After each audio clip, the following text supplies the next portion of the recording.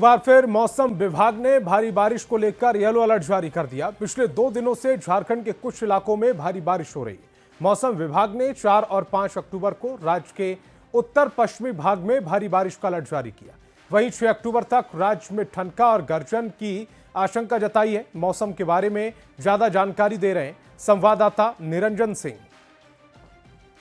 झारखंड में मानसून समाप्त होने का नाम ही नहीं ले रहा है। पिछले 24 घंटे में झारखंड के लगभग सभी जिलों में रुक रुक की बारिश हो रही है। और वहीं आगामी हम बात करें अगले 48 घंटों में बारिश होने की संभावना है। मौसम विज्ञान विभाग के अनुसार तेज हवा के साथ बारिश होगी और कहीं कहीं वज्रपात होने की भी संभावना व्यक्त की गई है। आप देखें कि किस तरह से मौसम खराब है। आसमान में पूरी तरह से बादल छाए हुए हैं और तेज हवा चल रही है। जिस तरह से लगातार बारिश हो रही है झारखंड में पिछले 48 घंटों में, इसका प्रभाव साफ तौर पर जनजीवन पर भी पड़ा है। कैमरामैन संजीव तिवारी के साथ निरंजन सिंह, न्यूज 18 रांची। रामगढ़ में भी लगातार बारिश हो रही है। मौसम विभाग ने 5 अक्टूबर तक बारिश को लेकर अलर्ट जारी किया। पूरे जिले में तेज बारिश के साथ ठनका गिरने का अलर्ट जारी किया गया है। वहीं लगातार बारिश के बाद सड़क पर जल जमाव होने की वजह से लोगों की परेशानियां बढ़ रही हैं। रामगढ़ जिले में लगातार बारिश हो रही है और यह बारिश 5 अक्टूबर तक ऐसे ही जारी रहने वाली है। मौसम विभाग ने बताया कि इस दौरान पूरे जिले में मध्यम से तेज बारिश होगी और वज्रपात की भी यहां पर संभावना जताई गई है।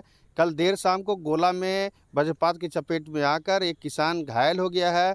फिलहाल अगर 24 घंटे की बात करें तो 24 घंटे के अंदर में 38.5 mm बारिश हो चुकी है और इस बार 10 सालों का रिकॉर्ड टूटा है। हालांकि धान की फसल लहलहा रही है, लेकिन सब्जी की फसल को यहाँ पर नुकसान हुआ। जगह जगह देख सकते हैं सड़कों पर जल जमाव से परेशानी यहाँ पर हो रही है। धान का फसल का फायदा, सब्जी का नहीं फायदा, सब्जी को दिक्कत है। हाँ, इसीलिए सब्जी महंगा हो गया है क्या? हाँ, इसीलिए महंगा हो गया। लेकिन धान सही हो रहा है। हाँ, धान सही हो रहा है। सही है।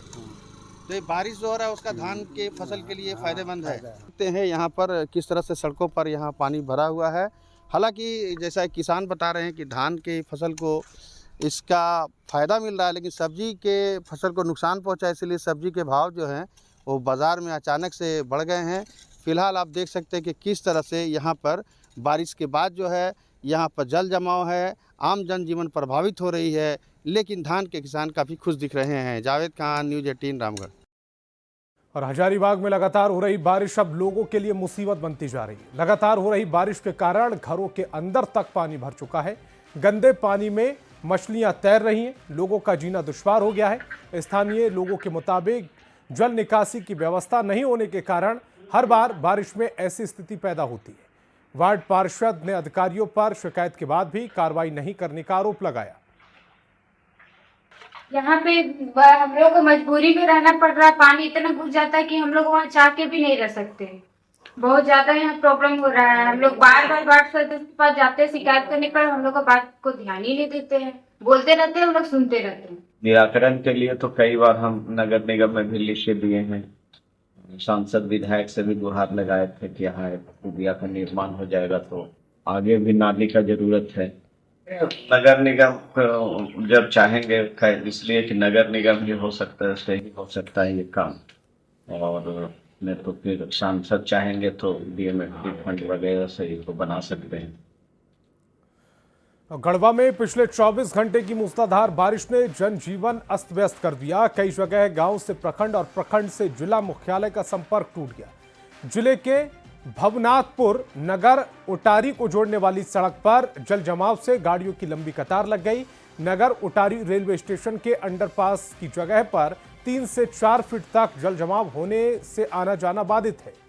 वहीं आसपास के घरों में बारिश का पानी भर गया। रंका अनुमंडल के सिंजो गांव के लोग भी परेशान दिख रहे हैं। अन्नराज डैम में पानी भर जाने से गांव का प्रखंड और जिला मुख्यालय से संपर्क टूट चुका है। खबर चतरा से, जहां लगातार मूसलाधार बारिश होने के कारण जलाशय और नदियों का जलस्तर खतरे के निशान के ऊपर बह रहा है। इसी बीच इटखोरी थाना क्षेत्र के नगवा पुल के पास चेक डैम पार करते समय युवक पानी के तेज बहाव में बह गया, लेकिन घटना के 4 दिन बाद भी युवक का कोई पता नहीं चल पाया। ग्रामीणों ने प्रशासन से एनडीआरएफ टीम बुलाने की गुहार लगाई, लेकिन अब तक कोई कार्रवाई नहीं हुई। घटना की जानकारी मिलने के बाद चतरा के सांसद कालीचरण सिंह और सिमरिया के विधायक उज्जवल दास मौके पर पहुंचे और युवक के परिजनों से मुलाकात की। अभी तक तो नहीं मिल पाया है। पानी कुछ ज़्यादा है होने के कारण हमको लगता है खोजना बहुत मुसीबत नहीं है। और दूसरा ये कि कोई ट्रेंड गोताखोर जब तक नहीं होगा, मैं अभी डिप्टी कमिश्नर से 10 बजे में बात किया था कि एनडीआरएफ की टीम को मैडम आप बुलवाइए। तो बड़ा ये दुर्भाग्य दुखद घटना है और परिवार पूरा परेशान है, पूरे सब लोग परेशान है, प्रशासनिक अधिकारी भी लगे हुए हैं। जो हम लोगों को भी समझना पड़ेगा और हम लोगों ने भी लगातार बात की है, तो उन्होंने भी वहाँ से आश्वासन दिया है तुरंत कि जैसे भी हमारी कोई व्यवस्था बन जाती है हम लोग तुरंत वहाँ पर आते हैं। और निश्चित तौर पे कि बहुत हम लोग भी प्रयास में लगे हुए कि जितना जल्दी एनडीआरएफ यहाँ पे आ जाए। तो इस